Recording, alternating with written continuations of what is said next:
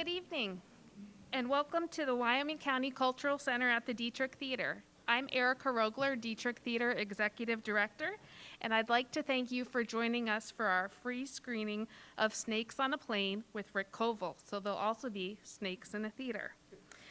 Tonight's program is part of an initiative of the Coolidge Corner Theater with major support from the ALFRED P. SLOAN Foundation. We would like to thank them for sponsoring this entire event, from the movie to the popcorn and the soda. So let's give them a round of applause. We'd also like to thank Rick Koval for being with us tonight. He's a good friend of the theater, but without further ado, I'll let Rick introduce himself and tell you a little bit about what to expect in the program with snakes following the film. So please join me in welcoming Rick Koval. Good evening, everybody. Isn't it great to be in a theater again? This is like the first time in many, many months. So with snakes, though, that could be a little bit of a challenge, I guess. But Snakes on a Plane, I'd never seen the movie before, so this is new to me. And it's great to be here. It's really great to be here. A little bit about myself. I loved reptiles ever since I was knee-high. I lived in the city of Wilkes-Barre, Pennsylvania, where there was a lot of strippings, like coal banks, and a lot of rocks, and we had a lot of snakes. The non-venomous ones, but we had our share, and I remember many, many childhood memories of bringing these back home and getting them loose in the house, not in the airplane, right, but in the house, and a lot of problems with my mom and sisters, but I think every child probably experienced that once in their life with a pet that they brought home from the wild. I studied snakes. I served on a lot of technical committees for the snakes of Pennsylvania, timber rattlesnake den site assessment program. That's a lot of words, where we would research every known timber rattlesnake den site in northeastern Pennsylvania. We had to go to these areas high up in the mountains and find the rattlesnakes, find the den site, assess it, pick up the rattlesnakes, see if they're boys and girls, which I'll probably talk about, and scan them to see if they have a little transponder in their body cavity, and if not, we had to put one in.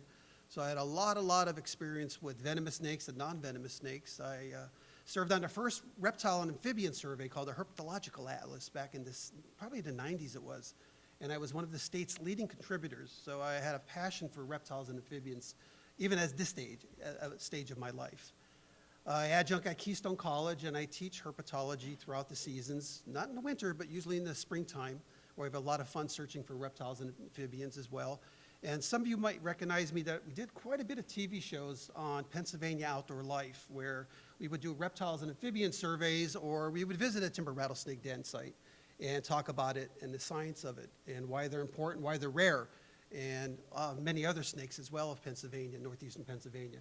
So after this movie, which I'm excited to see, I have a short PowerPoint, and I always like to add education involved with my PowerPoints. I want to give you something back, but I want you to learn something as well, and also share your knowledge, and I'm sure afterwards you're going to share the stories that you had as well of some fearfulness of snakes, or maybe you loved them ever since you were a little child.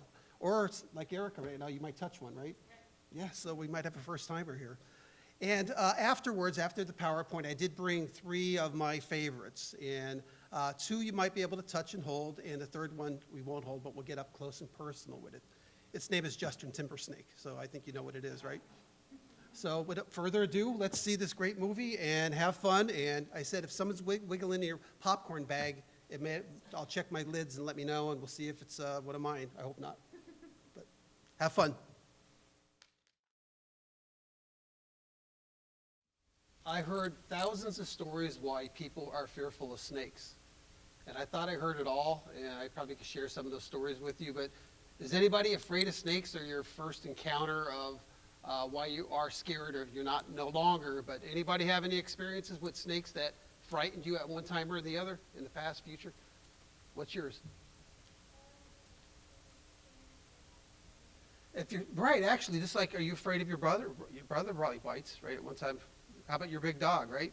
Sure, all animals could bite, and humans as well, right, and kids especially. Yeah, snakes bite, and I handle a lot, and a lot of us probably did handle snakes, and I always expect to be bitten by a snake. Even if I think it's the most harmless snakes, like the smooth green snakes, there's always that chance that they might bite. It's just a stranger danger. And some you're probably guaranteed to be bitten by, like northern water snakes and maybe a black racer. Any snake stories about how scared, or you know people who are scared of snakes, or it seems like to me the most common one is that the element of surprise. And if you're walking around in the forest, on a highway, a lot of nature, I lead nature hikes every day of my life with large groups of people, and many of them have never seen a snake before. Other ones are fearful of snakes, and I love when somebody's fearful of snakes because they find them. And we've been walking a trail, and the ones who don't like snakes, they're always looking, or they're just like attracted, like the pheromones that you saw in that movie. I think that they're attracted to them and just joking around, but they do find them. And it's like the element of surprise. You look, and they're very cryptic and camouflaged, so you can't see them. A little bit better. I heard one of the worst stories was as a child, a lady talked to me about why she's so fearful of snakes, and she said her brothers played a very horrible trick on her, a prank. They caught a snake, and they pushed her into her bedroom, and it was at nighttime, threw her in the bedroom, shut the lights off, and tossed the snake in, and shut the door. And she said she was almost sweating when I did a snake show at the Columbia Mall many years ago with Pennsylvania Outdoor Life, and she couldn't even walk by. She was breaking out in a cold sweat. I think that was it was cruel, but it was like one of the worst situations I ever heard of people why they're so fearful of snakes. Anybody else want to share any stories at all?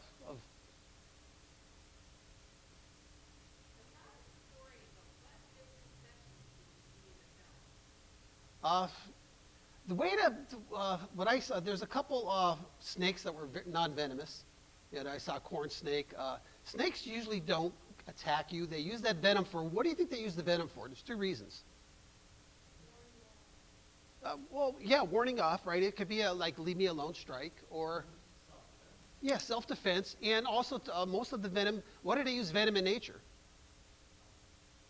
To kill, right? To capture, immobilize their prey. And these venomous snakes are pretty large. There's some small ones as well, but they are usually attacking or hunting, if you will, warm-blooded animals, birds and mammals, maybe much larger than them. And so they need something powerful to strike it, and then the venom will activate inside their bloodstream, and either it's a neurotoxin or hematoxin, or it destroys blood tissue, and then they could attempt to eat it. Like that guy was getting his whole head eaten by that anaconda, right? That was really bizarre, and it doesn't happen that fast. And so also some of the hematoxins, like in a timber rattlesnake, northern copperhead, it's actually almost like a meat tenderizer as well. It's breaking down proteins, and it's easier for the animal to digest. Now, when they don't want to eat, they're going to save that venom for a meal. I have northern copperhead. I have timber rattlesnakes for over 20 years, and I usually feed them mousicles. You know what mousicles are, kids? I usually buy the food frozen and already thawed, and I feed them. I warm it, and I have to maybe mimic that it's alive and warm-blooded, so I have to heat it with warm water, and I dangle it in front of the rattlesnake or copperhead. Then they'll strike it, release venom, and then I'll eat it. Sometimes I'll eat if it's not necessarily cold, but maybe just room temperature. Once in a while, after they awaken from their torpor, even though they're in captivity, but by photo periods, they know that October, November, they don't eat for me. They'll won't eat from October all the way to April in captivity. It can be 80 degrees inside those aquariums. Wild animals, they still mimic the wild patterns of their natural behaviors. And I could put a live mouse in my timber rattlesnake, and they'll sleep together. It's like the weirdest thing in the world. This is because it knows that it's not a threat, and it's not hungry, and it's going to save that venom. And they also have, with the venomous snakes, what they have to detect warm-blooded animals is that they have a heat-sensing organ. Now, you see that green in the movie? That was not really what they would see or sense it's called a laurel pit. It's right between the nostril and the eye. And I do have a timber rattlesnake, and you probably could see that when I have it on display in an aquarium. And they could detect if it's a big threat, or if it's a little chipmunk or white-footed mouse. And they know. So anytime that they see a big animal, they're going to say that, I'm not going to eat that, and they're going to give you a defensive strike. But however, that defensive strike might be enough that you might get medevac to a hospital. Can it kill you? Rattlesnake venom and copperhead venom? Perhaps, very rarely, but you're going to have a really bad reaction to it. You might have some disfigurement. You might lose a finger. I always say good snake handlers for venomous snakes are the safe ones. Count your fingers. The Indiana Jones show-offs usually have a problem. There is situations if it bites an artery or vein, it might possibly cause a fatality. There are some cases of that, but most of the time you might recover. You should recover. And so they need that to, their venom, they're going to save that for hunting. And that's what they really, really rely on. And if I ever, my snakes that I take care of every day, you think they get used to you? Some do. And some they can smell, and they know that it's feeding time or handling time. But the timber rattlesnake and the northern copperheads, they're always looking for a battle. And it's like, the aggressiveness of them, like when you see that on the movie, they're coming after you. Not necessarily, but if it knows it's in a contained area, that snake will come after me. Sometimes it strikes the cage. And even though I feed it every day, take care of it, or feed it when I need to and take care of it, that one you can never pet. never, you can never be friends with them. The other snakes, they habituate more, from handling, they get used to you, they get used to your smells. But they do know it's feeding time, and once in a while, I'll be feeding them, and they might strike at the food that I'm putting in and might bite me, but they're not doing it a defensive bite. It's more about that they missed a target. And I do have a couple snakes I'll show you. We have 14 species of snakes that are native to northeastern Pennsylvania. Can we name some? I think there's a couple snake experts here. Let's name a couple of them. Let's name the non-venomous ones first, okay? The smooth green snake, one of our most harmless snakes, kind of rare in northeastern Pennsylvania. What's another one? Eastern garter snake. Eastern garter snake, one of the most common snakes found in just about every type of habitat. From backyards to gardens, why they're called garden snakes, to the highest ridges where you will see timber rattlesnakes up in the mountains, and you'll see them up there. Another one, northern water snake. And that one, if you hold, you're going to get maybe get tagged by it, meaning they like to be left alone. They like social distancing. What we're accustomed to now, they're a social distance snake. Northern water snake. What else? Black racer, another one that I don't even keep in captivity. Black racers are all energy. They're always on the move. And really, they don't do well if you have a permit or a fishing license to keep one. So I just maybe keep one for a couple days for a show. High-strung, really high-strung. And probably they call it the land shark of snakes because they're always on the hunt. Another one. Another black one.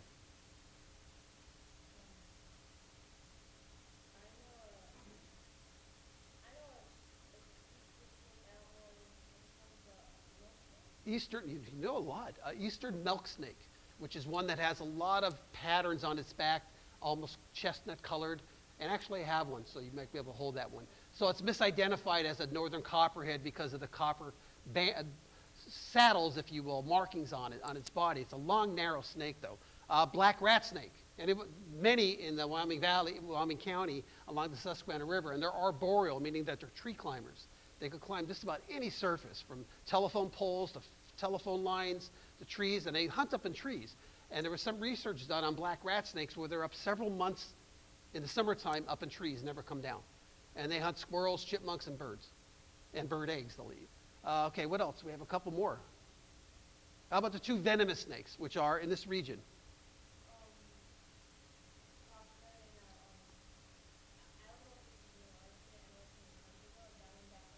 Okay, rattlesnake. Diamondbacks are in different parts of the country, absolutely right. So we have one in this region. It's called the timber rattlesnake. Knoxon rattlesnake roundup, right? The very world famous. And we also have the northern copperhead, which is more uncommon. It's more of a southern snake, but they're found along the Susquehanna River corridor. And we're missing a few. There's a couple other non-venomous smaller snakes. Anybody in the back? Do you know any of your snakes? We always think that there's water moccasins. If we called Uber and traveled 400 miles south, we'd become a water moccasin. There's snakes that most of the time northern water snakes are misidentified as water moccasins, but we have two others, one with the scientific species name, Contortrix moccasin, which is the northern copperhead. So it has the word moccasin after it. It's a stout, chunky snake. And also puff adders, or they call them moccasins, as well as eastern hognose snake, which are uncommon, and they're really phenomenal actors. They're a harmless snake, but they look like a rattlesnake, look like a copperhead in a sense. They hiss and sounds like a rattlesnake, but the hissing noise they make, they can flatten their bodies out and have this triangle-shaped head, and if that doesn't work, they play dead. And they can roll on their backs, and they'll stay that way for 20 minutes or more. Another one? Yeah, and they're very rare. They're uncommon, eastern hognose snakes. Yeah, well, you're not supposed to own them, though. I know they tried. So, all of the snakes that I'm talking about, every one of your reptiles and amphibians in Pennsylvania is managed by the Pennsylvania Fish and Boat Commission. And yes, you are allowed to keep one of certain species, not two, this one, but you need a Pennsylvania fishing license.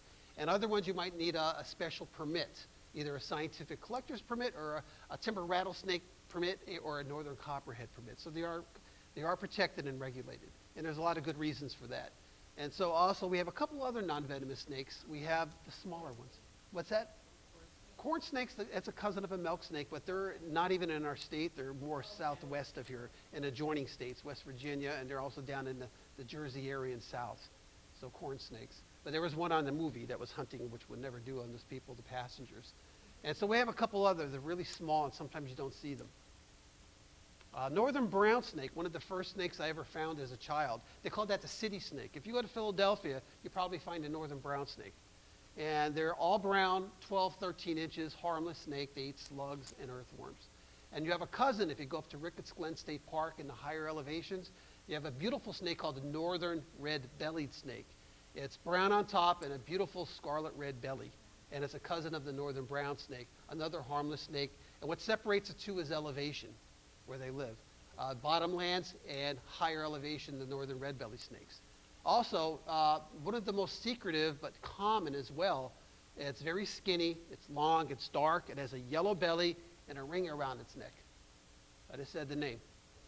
A northern ringneck snake. And it's a salamander slug snail specialist. That's what it eats. Long, skinny snake, 20 inches, smooth to touch.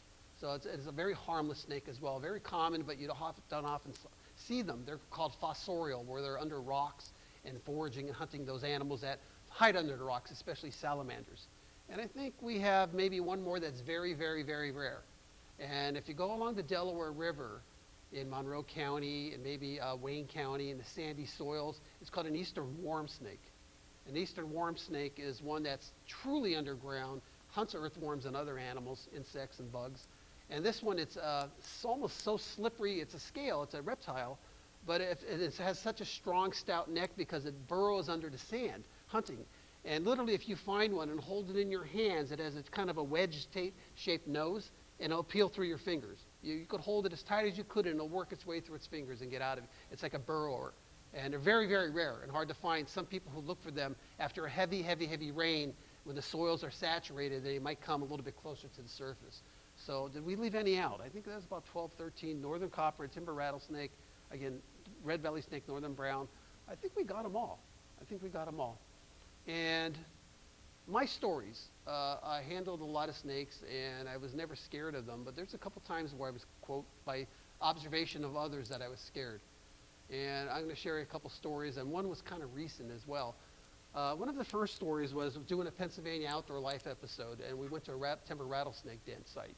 And I was doing some research as well during the show. And I don't wear the right PPE. We have the chaps, snake chaps they're sometimes called. And I didn't wear them because I wanted to convey to the audience, if you're walking in areas where you think there are snakes, venomous snakes, just be aware of your surroundings. Never run if you see a snake because you might run on one. So you want to watch where you step. And we were going to the den sites and filming them. And this was a birthing area where there was a lot of females. Thermoregulating, meaning warming up in the sunshine because they're developing their embryos inside their bodies. And the cameraman, Brian Hollingshead, was taking videos of a lot, and I was on this slide presentation, and there was about 8 or 9 rattlesnakes in the rocks sunning themselves. And I was watching him as he was really up close, and the photographers would know how close you have to get to some of these snakes to get close-up shots. And he was doing that, so I had to be aware of where he was stepping. And when I was doing that, I looked down and a rattlesnake crawled right across my sneaker. Crossed my sneaker and didn't bite me. Why? I have no idea. I would have been bitten. It came out of a rock, and I was careful, but I was focusing on him and not myself. And warm-blooded creature expelling a lot of body heat, and this thing just crawled right over my sneaker. So that was one of my closest calls. Another time, I was with a famous naturalist who was part of the Northeastern Timber Rattlesnake Den Site Assessment Program, John Sorreo. He's now in Florida, finding snakes in Florida. He retired, one of my best friends and a phenomenal snake person. And he was part of the research team, and we're climbing a cliff edge. And I'm climbing up the cliff edge, and he was behind me. We're going to a known den site with GPSs, and we're looking for rattlesnakes. And as soon as I reached, and this one, it was not almost vertical, I stuck my head up and eye to eye with a timber rattlesnake. It was only about a foot away from my face. And I thought I was going to get bit in the neck and fall down 20 feet and die. And I just backed up and stepped down, and John said that was the first time he ever saw me scared of anything in nature. And I did. I was just really scared of that, and I just count my blessings that I wasn't bitten in the neck or the face. I would have been in the worst situation. Maybe not the snake bite, the venom would kill me, but the fall would have. And most recently, this was, my wife Wendy's in the audience, and I almost wished her goodbye. And I'm driving home from work. I had a snake program that was at nighttime. It was, I think it was this program that we were doing in November, wasn't it, Erica? And yeah. And so I have this container, and I have another container, the same two containers, and they're screw-on lids. So in the one container, I had a black rat snake, and the other container, I had a timber rattlesnake. And I was going from one area where I have my snakes on display, and I was going to drive to Dietrich here for a presentation the next following day. And nighttime is about 7, 8 o'clock at night. I'm driving down Interstate 84, and I'm driving down the highway, pitch black, and I feel something touching my ear. I look and I go, oh my gosh, it's one of the two snakes. I said, I'm going to die and crash, or I'm going to survive. And I didn't know if it was the timber rattlesnake or the black rat snake that escaped from my lid. First time in my life, I was in a hurry, and I cross-threaded the lid, and one of them got out. And so I pressed my hands-free dial. I couldn't see which one it was. I told my wife, Wendy, I said, honey, there's a snake in the car. I'm driving on the highway. I couldn't pull over at the moment. And I said, it's either the rattlesnake or the black rat snake. And I had pulled over. Finally, I couldn't find which one it was. I found out it was the black rat snake. And I said, oh my gosh, I survived. And I pulled over to a gas station, couldn't find it. I said, okay, I'm going to probably go home, park it in the garage, leave the doors open, and it'll crawl out, and I just won't have that education animal anymore. And so it was scary. And so driving down the highway, talking to her, said it was the black rat snake. I said, Wendy, it was the black rat snake. I'm driving down the highway, and here it wraps around the steering wheel. That was a good feeling, though. So I grabbed the snake, and I pulled over, and I put it in the bucket. And again, I was in a hurry, and I make sure these are really, really contained now. So it was a cross thread of that. So there were my 3 stories. And I think one more I'm going to admit that I was in my early show-off day, and a gentleman who's no longer with us now, a physician, had a timber rattlesnake den site on his property, so he said. And I went up to the den site with him and his wife. She was a veterinarian. And we were up there. We found rattlesnakes. And I saw one that was going under a rock, and I went to pull it. And I pulled it quickly, many, many years ago. Stupid mistake. As soon as I pulled it out of the rock by the tail, I wanted to show them the colors. And it struck me. And I said, whoa, that was close. And the physician, both of them are physicians, he goes, you were bitten by that rattlesnake. They're checking me out. And for some reason, the snake missed my hand. And we were about maybe a mile away from the nearest his house, and then it would have been a problem. It was a really stupid mistake when I was in my early 20s when that happened. And I'll never do that again. That was an Indiana Jones move, and it was a terrible thing to do. Anytime now that I have permits, we have to use the tool. At that time, I wasn't doing any research. We were just being a stupid youngster at the time. But you have to use the right PPE. It's called these snake tongs when we handle venomous snakes. For research, for any time, if you have one, if you're going to get a permit to look for one, use the tools or use the snake hook. Don't try to pin them down and grab them by the neck or try to free-tail them. They could bite at any angle. A couple years ago, a person was bitten by a northern copperhead in Luzerne County. I think he had a little bit too much alcohol, and he picked one up like the Indiana Jones. He was bitten 3 times as he was holding it this way, 3 times in the arm. So they could kind of angle and swing and bite you any way they could. So any stories to share at all?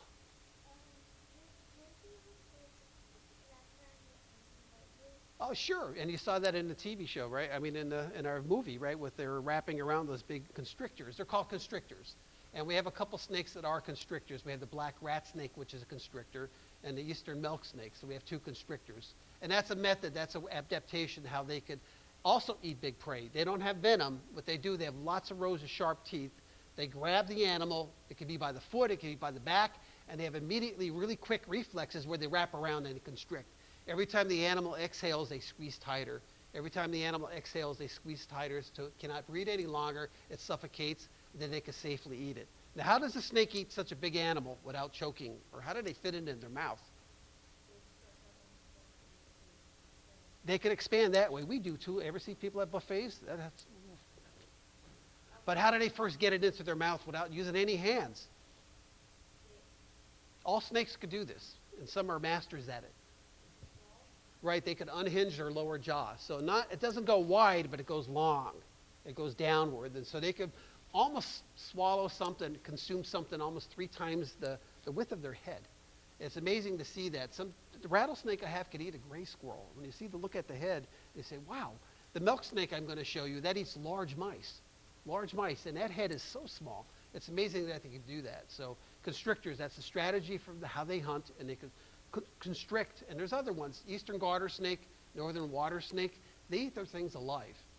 And they'll grab a frog. They have lots of rows of sharp teeth for holding, and they just start swallowing. And it's a bad death for the toad, the frog, or the salamander. It's an awful way to go. I think if you're killed with venom as a prey item, I think that's an easier way, right? And I think even being constricted is kind of an awful way to go. That's methods. And snakes are very important in nature. They're pest controls, they're animal controllers, and also what animals might eat snakes? Owls, absolutely. Birds, fox, right? Mink, raccoons, right, as well. So there's several animals, especially birds. Some birds are really, really great snake hunters, like red-shouldered hawks and broad-winged hawks. So they hunt snakes as well. Even venomous snakes, they'll try to capture. And also, some snakes eat snakes. There's 2 types. The black racer eats snakes, and the eastern milk snake will eat snakes. So one time I did a show, I had an eastern milk snake in a container. I had another snake, a northern brown. And I come back, I went to present the 2. I took the milk snake out. I was looking for the brown snake, and it was consumed by the eastern milk snake on the way to a show. So I have to live and learn of those mistakes, right? Yeah. So where did it go, right? Where did it go? And one time I found, we're looking for snakes, and we found an eastern milk snake died. It was dead, but it had a big, smooth green snake halfway in its body. And so it kind of bit a meal that was a little bit too big for it to swallow, and both of them died. So one died by eating the other one. So strange things in nature, right? So if you want to see some snakes, I'll put the timber rattlesnake. Any questions first before I take some out? And we're going to have to social distance. We're going to put your mask on if you want to touch one, or I'll talk about it a little bit first. And then at the very end, we're going to come this way if you want to see up close and personal. And I'll put the timber rattlesnake on an aquarium right over here. I think Erica's going to put some lights on maybe. And you can get a good look at a timber rattlesnake. What I want you to look for is the rattle. I want you to look at the eyes. How do we know it's venomous as opposed to non-venomous?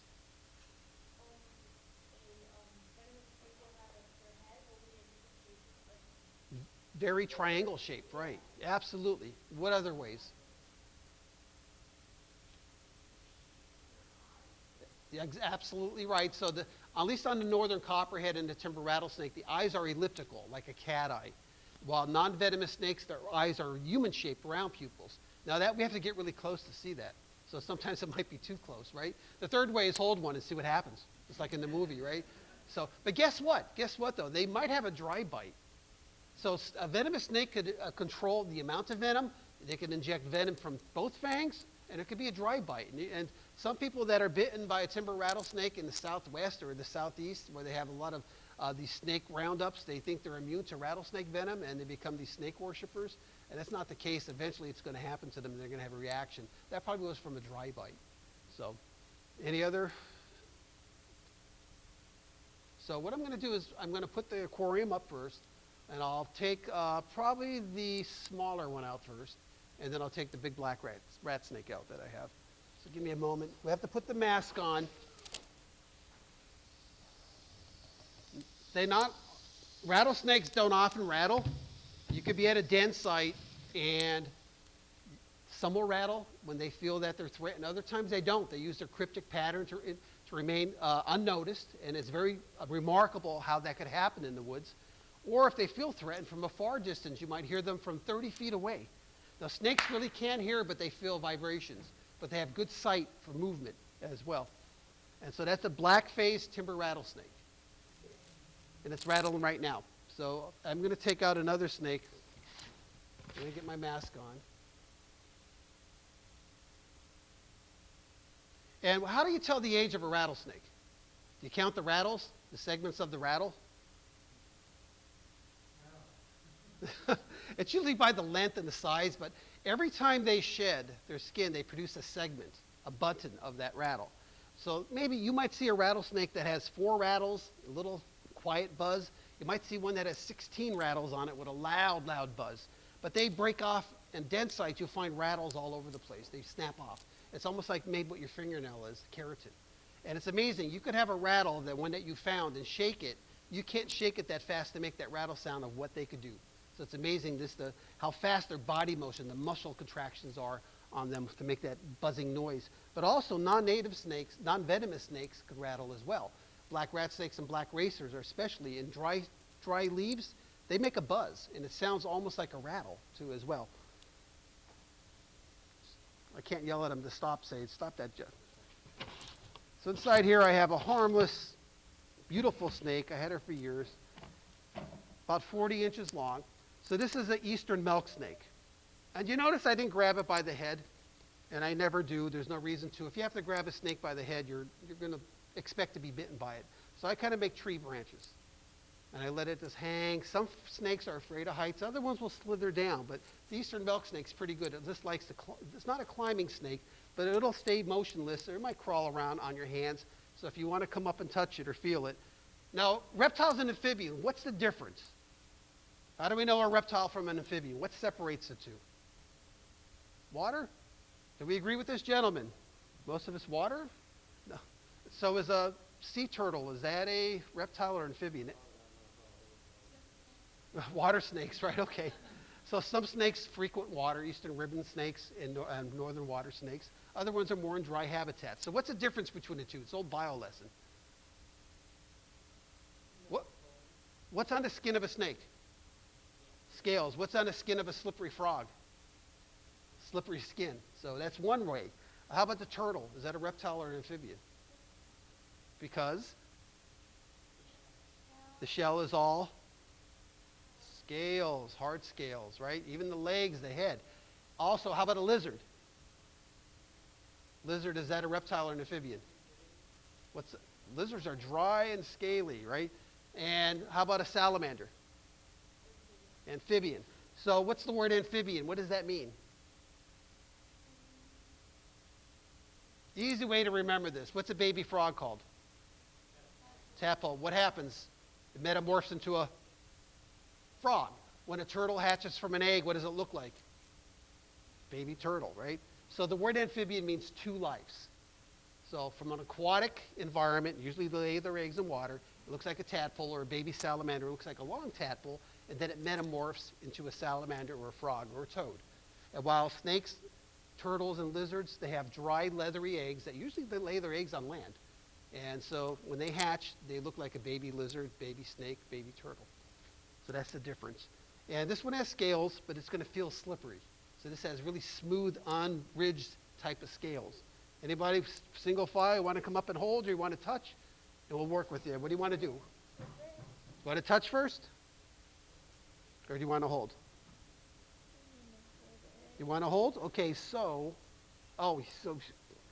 after you're done, we have hand wipes, or so you can wash if you want to. So I want you to hold your hands up like this. I want we go this way so you can take a look. And don't open your mouth. I'm glad you have a mask on, because that usually comes out your mouth and out through your ears. Now, in the movie, they were going right at you, and they wanted to eat you, right? Could that snake eat you? Absolutely not, right? What is it doing? It's just exploring right now.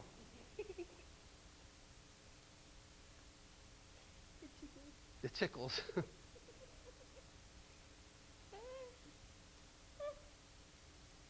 Good job. So what kind of snake did you hold? Eastern milk snake. How about you, young man? Good, great with your questions and answers. And separate your hands a little wider, like a big collapse. This one wants to actually crawl inside the hoods.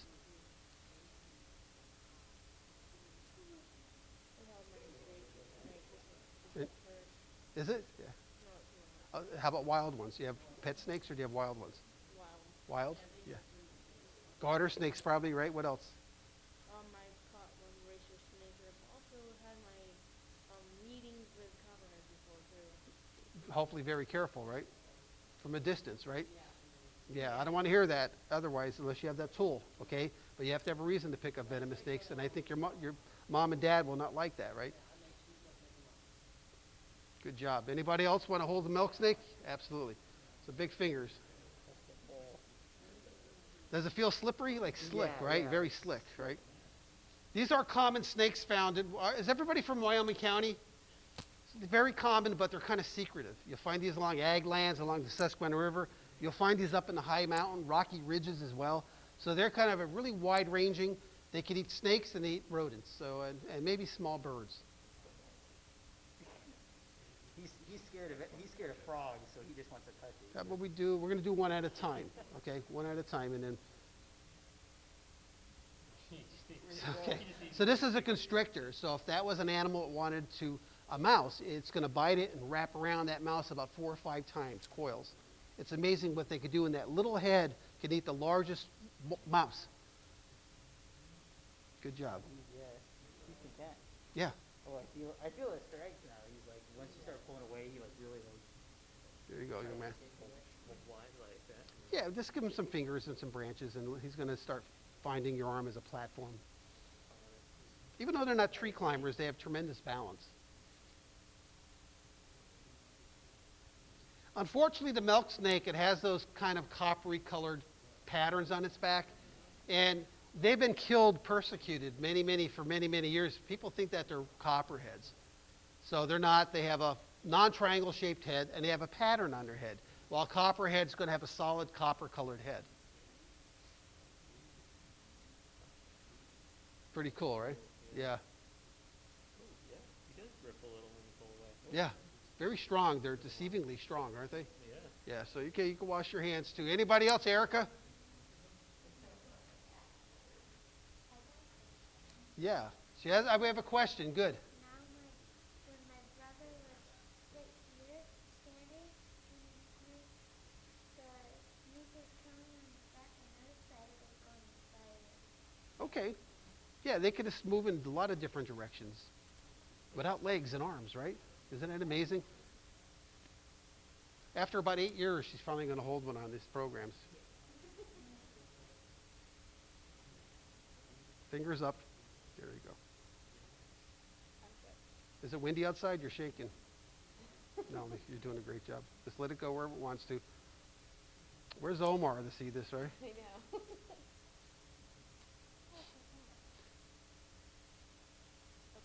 Okay. Way to go, Eric. Anybody else before I put it back? We're good? I'll take out another one now.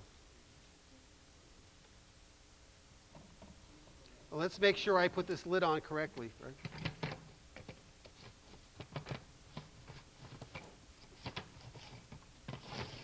Got a little bit of a gap, and it was able to work its way through. That was amazing. Now this one, I want to hopefully settle it down, and I'll see how it behaves before we could hold it. We'll definitely touch it. Its name is Blackie. And Blackie, come on. I don't like how it's... Oh, it opened its mouth on me. That wasn't good.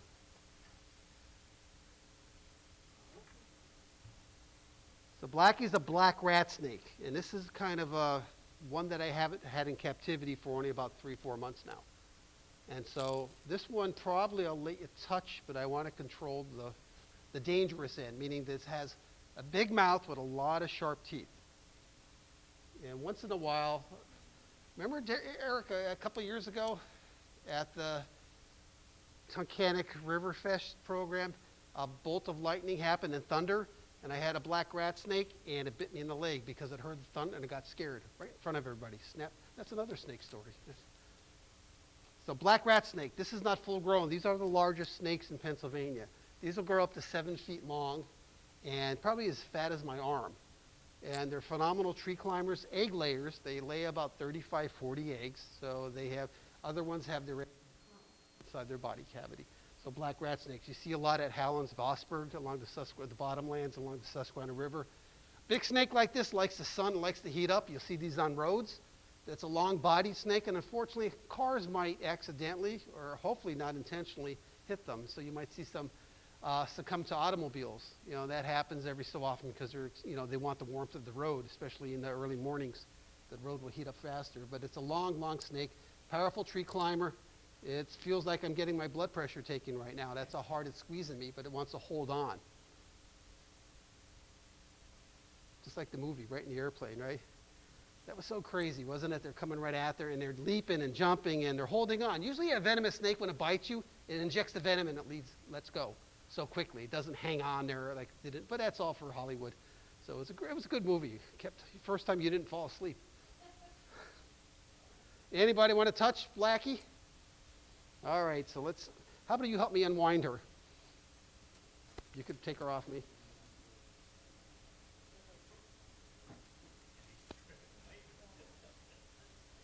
You pull her off hard. There you go. That's how strong she is. I don't want to pull her too hard. Okay, so I'm going to hold this in.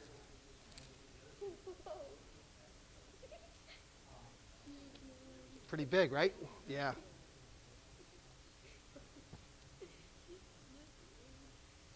Slithery, right? Whoa, whoa. Okay. Uh-oh. We got a problem here. She wants to go for a walk with you, right? Not bad. She's just holding on. That's part of her strong tail, that she's on a branch right now. Your arm's a big tree branch, and she just wants to get her balance. That's all, right? That's all she's doing. She's not hungry for you at all. She'll never even do that, right?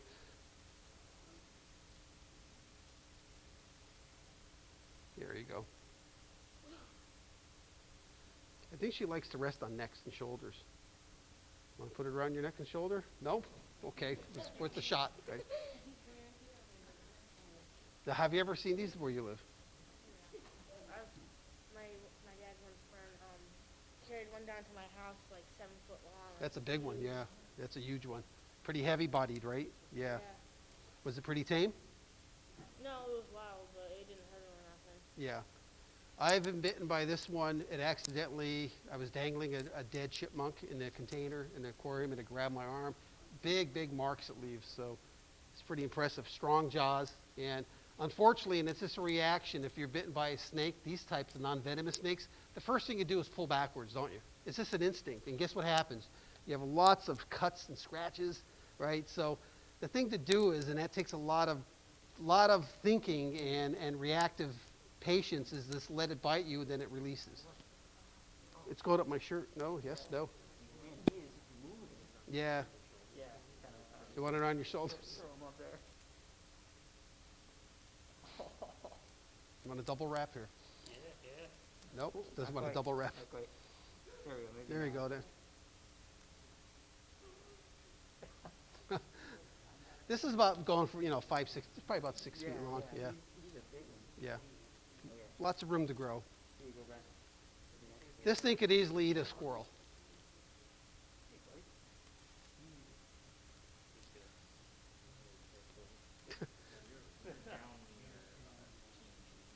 Okay, they're there. Yeah.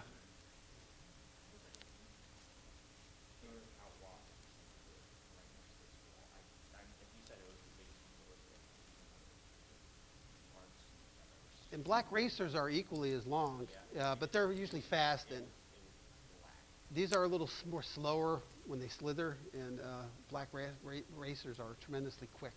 I just thought it was like the height of slither. Yeah, I made yeah. a joke. I was like, wow, look at that snake. Yeah, this is over 6 feet. It looks, or close to it. Yeah. These are egg layers as well. So again, 30 eggs or more. We're just gonna carefully bring his tail through here. Yeah, we're fine. Yeah. Okay. Anybody else? No? All right, so let's go play with a rattlesnake. So what do we know about timber rattlesnakes? Who ever seen a timber rattlesnake in the wild? We're up in Knoxon area, or? Oh yeah, up in the northwestern part of the state, there's a large population of them, exactly. Bad story I want to share with you. I don't want to scare you, but it could happen. several years ago in northwestern Pennsylvania, and I talked to the physician actually in one of my nature hikes this year, who treated, or almost treated that person, but he told him what happened was a guy was reaching for firewood at a cabin, and there was a rattlesnake that he didn't know was in the wood pile, and it bit him, and it hit a vein, and he died, had a cardiac arrest, going to the hospital. So that can happen. It can happen. It's not common, but it could happen. Otherwise, most people, especially with a northern copperhead, you'll recover. So this is what kind of health you are in, where it had bitten you, if it's near a vein, or if how much venom as well, and how you react to the venom. So he always wants to get out. Yeah, but you can have a little lock on that. Timber rattlesnake. So not the largest, right? And it's a safe cage, so you could touch the top and all. Why isn't it striking me, right? So it knows already, it habituated that you can't detect my body heat.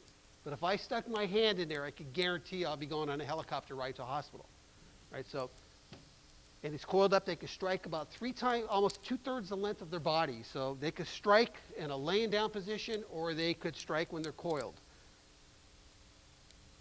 Right? It's not going to, can't really, doesn't, it feels threatened, but it can't detect what it's going to strike at. Every so often I have an open screen cage, it might strike. But this one, the cage is contained, and if you want to come up and look at it carefully and see if you can see the heat sensing organ called the laural pit between its nostril and its eye. It's a little dark in here now, but see if you can see the elliptical pupil as well. It might come toward you a little bit. And once in a while when they feel body heat, I'm going to blow on top of the cage, right on its head. So it felt that warm air, and that was a threat to it. And see how it's reacting now? It's ready to strike.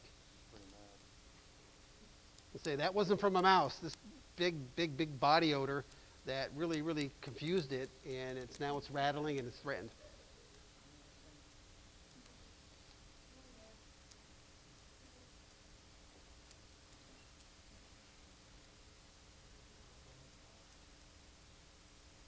In the wild, they can live about 25 years.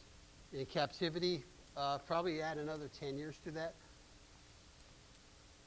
66 feet long, maybe. The largest I've ever measured was close to 70 inches at the Knox and Rattlesnake Roundup. There were some reports of some that are over 6 feet, which is very rare nowadays, but maybe because, they're persecuted. Nobody wants a timber rattlesnake in their yard or too close to home because they're venomous. There's ways that you could remove them carefully with a garbage can, empty garbage can, and carefully with a lid on it, and take it to a secure lid, and not like the lids that I have, right? And take it to an area, or call one of the agencies, the Pennsylvania Fish and Boat Commission, and they might be able to assist you with that. But they are rare. They're not common. They're very common in some areas, but throughout what they used to be, no longer. So they are protected. Moms give birth. Since my last permit, which was, I don't know, years now, 7 years maybe, this one, yeah, about 7 years. Mom will give birth every 2 years. It takes about 7-8 years before they're sexually mature. So they have about 3 times in their life to have young. And the young don't even look like the adults. They're gray.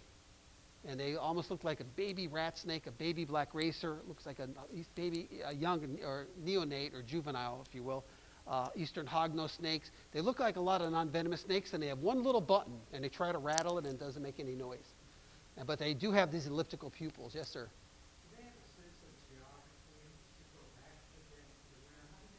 Yes, and that's critical to them. So what happens is they use these ancestral dead sites that generations before them, since the last glacier, for thousands of years. And it could be a little opening in a rock that has the right depth, that 50-some degrees beneath, and humidity so they don't desiccate or dry. So they have these perfect chambers for them to withstand the cold winters of the Poconos and Wyoming Mountain, Wyoming County, and this region. And so at birth, the females, it's called the gestation area, where all the females, they gather before they give birth, and they have these near their den. It's not really right at the den, but it could be near the den, maybe 100 meters away or even further, but it has to be a big sunny rocky area. Once they give birth in August, they'll have anywhere from maybe 6 to 13 babies, if you will.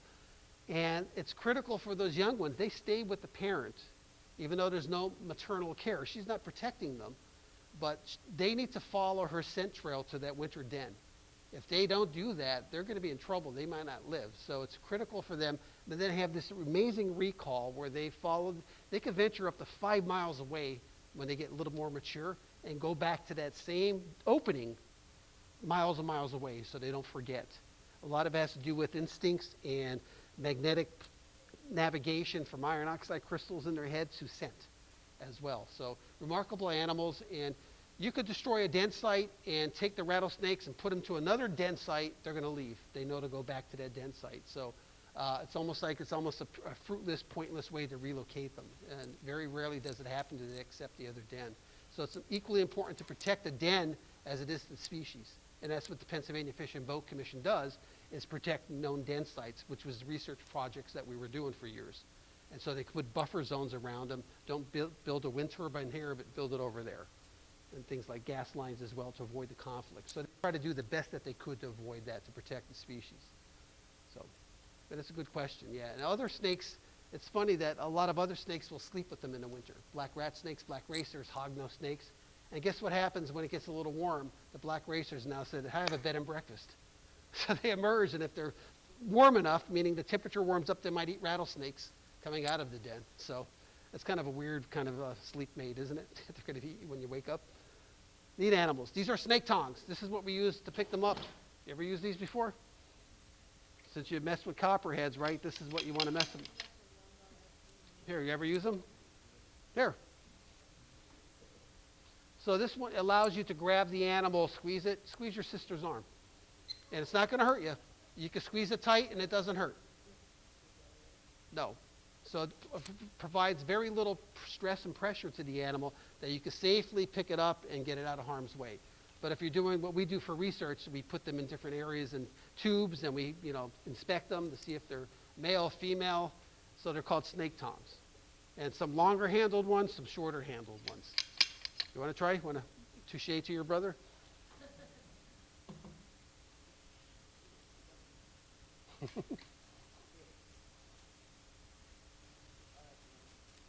Not bad, right? So this is what we use. Will it hurt if I squeeze in Your brother's fingers, he bites. So this is what we use. So, and also the right protection is they have snake chaps that have long, almost like when you play soccer, shin guards, and that the fangs itself cannot penetrate through that. But again, what I want to emphasize is if you do see a snake, never run, because if you think it's a venomous snake, there might be more than one. And you might run on top of a problem instead of walking carefully away and looking where you walk. It's getting late. Any other questions at all? Well, thank you for bearing with us, and unfortunate about the PowerPoint fiasco, but thank Dietrich Theater for your cooperation and for inviting me again this year to share. Well, thank these animals, and thank you for your knowledge, because you too and some of the youngsters that were in the back are going to be our next stewards of our wildlife. In other words, so you might, from this program, you might learn some things that you say, yeah, they're special animals, and maybe you'll sit on top of a township board of commissioners that say, yeah, we want this power line, or we don't want this power line here. Oh, you remember about the rattlesnakes and other animals, right? Where they're protected, and so we're going to pass the torch to you. How about this? We're going to pass the snake tongs to you, right? So I think you're going to do a good job. Thanks for coming and for staying up this late. And crazy movie, isn't it? Don't have any nightmares, because all of that is untrue. Thank WBRE as well for filming this presentation, and I hope to see you again. Thanks.